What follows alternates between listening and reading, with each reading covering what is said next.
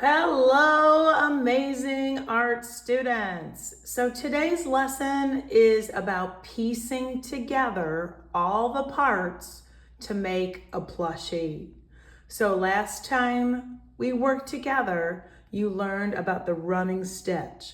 The running stitch is demonstrated all along the eyes, both here where the color is and around the outside, and also all along the plushie. You're going to apply the running stitch.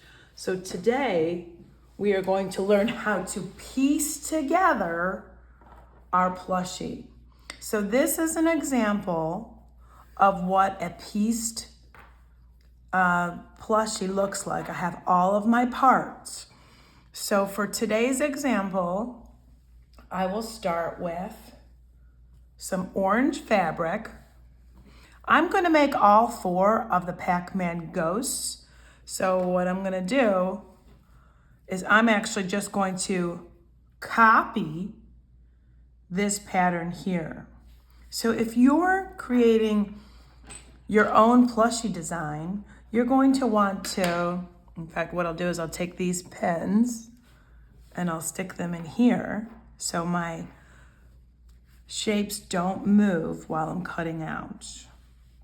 Now I need 2 that are the exact same size. So what I could do, I could fold this because I need 2 that are the exact same size. I can fold this, in fact, and I push it in and I push it out. And if you need a thimble to protect your finger, remember pricking your finger with the needle is part of the sewing experience. But if you feel like you're afraid of the pins a little bit, use the thimble. I rarely use it, but I'll keep it on for now. So I'm going to cut carefully, cut out my shapes. Now I'm cutting out 2 at a time so they're exactly the same, and just to kind of save on a little bit of time. This is an example of what it looks like to be efficient, is using your time as wisely as possible. Okay, you can always cut out 1 at a time if you prefer. That is also okay. So essentially, the blue ghost shape is acting as a pattern for my orange ghost shape.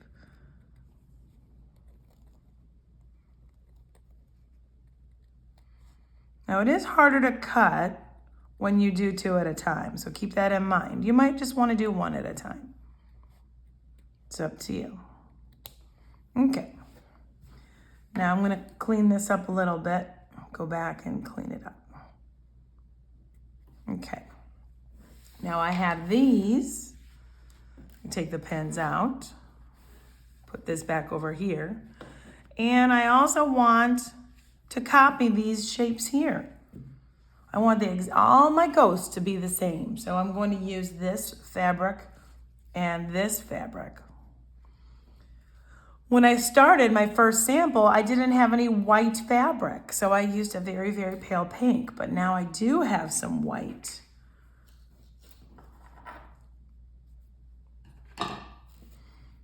So again, you're making your plushie for the first time, so you're not going to have a pattern like I have, because I want my next pieces to be just the right same size as my current eye shapes and ghost plushie shapes. So naturally I want 2 of these, so I'm going to do this again. And when I take this off, I can see that that's a little pointy here at the top. So I'm going to come back and just sharpen that up a little bit. Okay. And I need 1 more. So first, it's easier if I just take it off like this to remove it from the bigger piece. to make it easier to handle. It's much easier to cut from a small piece compared to a large piece.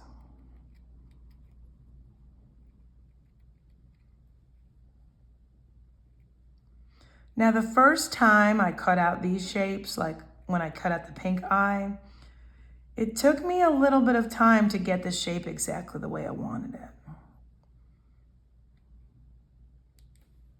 So if you don't get your shape right the first time you cut it out, don't get frustrated, just cut it again.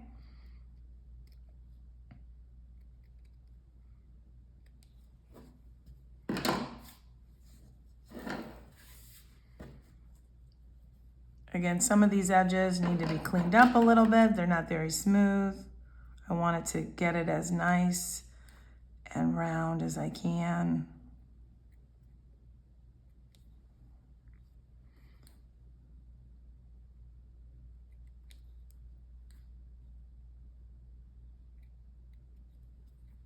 I don't know, that might have made it a little bit worse. Okay, not too bad. Maybe a little curvy right here.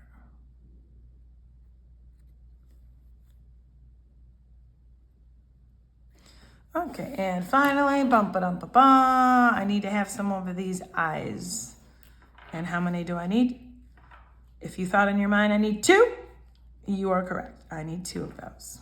Just like I did before, I'm going to cut this off from the large piece. Then I'm going to come in and cut out my circle.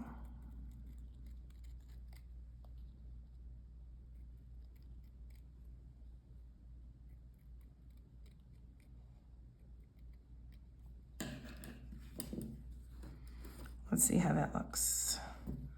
Looks pretty good. Definitely don't need that thimble on. Good, good. And one more and I'm done.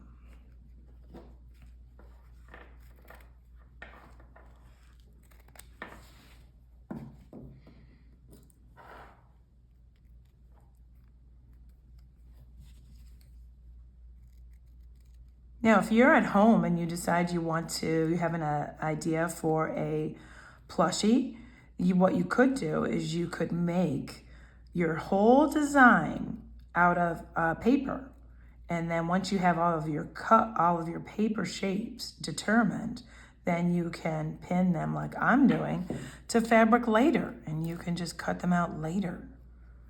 So like a lot of my students don't have the fabric at home, so you might want to cut out all your paper shapes for your plushie at home, and you can use a paper bag or just a white piece of typing paper. Any paper will do. And you can piece your shapes at home, and when you get to school, I will provide you with the fabric that you need. Okay, so here we go. I have all of my things. I only need one side of the ghost. Now, some of the ghosts, I've noticed when I look at the ghosts online, some of the ghosts have the eyes facing in different directions. So I have this ghost with the eyes facing this way, and this ghost was going to be with the eyes facing forward, looking down. Oh, I got a pink eye and a white eye. Well, now that I have white, I'll probably change these eyes to white. But for now, just to demonstrate where I'm going with this, I'm going to have this ghost kind of the opposite. I'm going to have my orange ghost the opposite of my red ghost, and I'm going to have these eyes coming together, looking in this direction. So here we go. Oh, that's my dog growling. Do you hear my dog Roscoe growling in the background? Someone must be approaching our door. He's our little guard dog. Roscoe, we hear you. We hear you growling. Okay. Okay, Roscoe, don't bark. Good boy, Roscoe. Okay, here we go. So I'm pinning my things in, and I am ready to sew. And what I'll do is, Roscoe, please stop. I'm gonna get my thread and my needle. And I don't have embroidery floss at home, so I'm gonna use this string. And I'll thread my needle, and the first time I'm gonna come in from the back. I have to sew all of my running stitch around the eyes before I attach the back.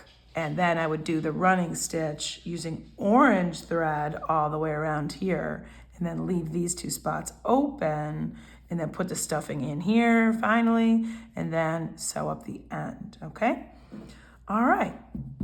So for now, I'll stop and I'll start another video where I show you how to sew these together. Happy piecing!